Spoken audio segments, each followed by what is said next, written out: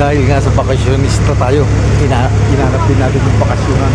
Ang kagandahan dito, napakalawak ng parking lot niya. Medyo mga problema. Ang daming guest dito ngayon. Mga information, ito ay may entrance na 250. Patuloy na nga natin ikutin muna to para makita muna natin yung area. 4.8 wala na pong entrance. Ang kagandahan dito, 4.8 na pala lahat, kasama na yung entrance. Ano to na yung mga pool na to, ito yung mga magagamit ng mga pool. Kahit saan ka na pumunta rito. Ito kung may mga, ano haba nitong pool na to? Ito, yung mga pool na to. Sama na to sa package deal natin, 4.8. Yung 4.8 wala na palang entrance. Ito napakalawak. Ang kagandahan dito, yung dagat magagamit na rin. At ito naman yung ano to, kainan nila? Restaurant sir. 24 hours po lang. May restaurant din dito. Yun, open pala to, yung restaurant to. Wala ka lang problema. Tapos kung halimbawa may dala-dala naman pagkain, may service kami sir na 200 per head. magkano? 200 po per head. Ito na yung mga access mong dagat. Ito naman yung pinakambuhangin niya sa ating paliliguan. Tingnan pa natin yung bahagi nito. Ayan. Ito naman yung good for 2 packs.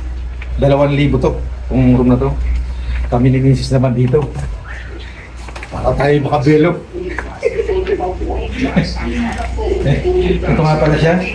May magandang higaan, may TV, may wifi, at naka full aircon tayo. Siguro masabi natin dito, komportable naman tayo dito. Baka makarami na tayo dito ng pagtatangga. Tingnan natin yung CR. Kung magiging malinis din siya. Ito mga common na CR lang naman. Masasabi nga natin dito, may shower naman. May heater. May heater.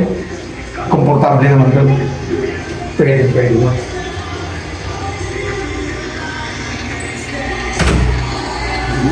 Kaya ano pa? Tayo magpahinga muna. Nandito rin yung mga playground niya. Pwede yung mga pambata. At yung mga dekorasyon. Nasa ilalim siya ng mga nyug. Kung sa ganda at ganda, ito yung napakaganda namin ito sa bakasyonan.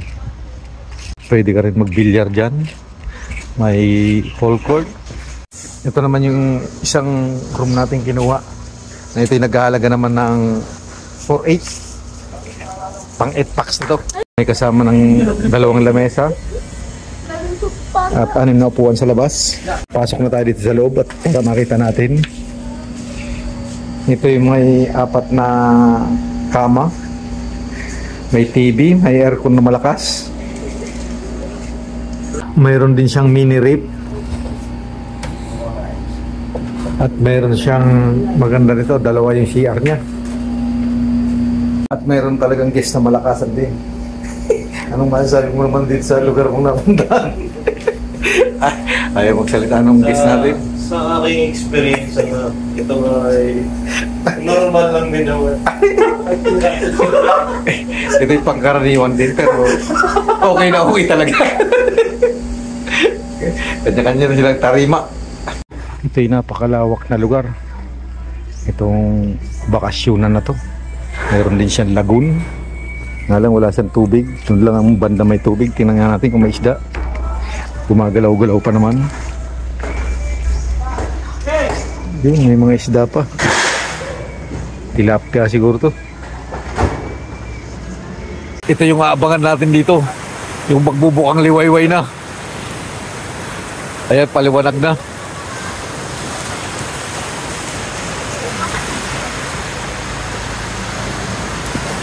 Napakasarap ang hangin dito sa dagat. Simoy pa lang ng hangin. Vitamin C na. Sa mga magtatanong nga pala tungkol dito sa dagat na to, ito'y napakalinaw. Yung buhangin naman nito, pagkuhan may halo siyang medyo itim, pero pag natuyo siya, kulay puti naman siya. At tungkol naman dun sa lalim nito, ayun, hanggang baywang pa lang yun, pero napakalayo na.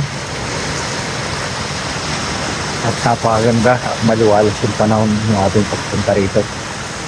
Kaya ano pa, tara na, pag may panahon na oras, pumunta na tayo sa mga ganitong galaan mga pala. Kailan pa nga natin gagawin kung hindi na natin kayang yakbang yung ating mga paa? Habang may panahon na oras pa, tara na! Dahil ito lang talaga yung pinakang magagawa natin sa buhay habang nabubuhay tayo. Yung simple lang naman yung ating mga hinahanap talaga.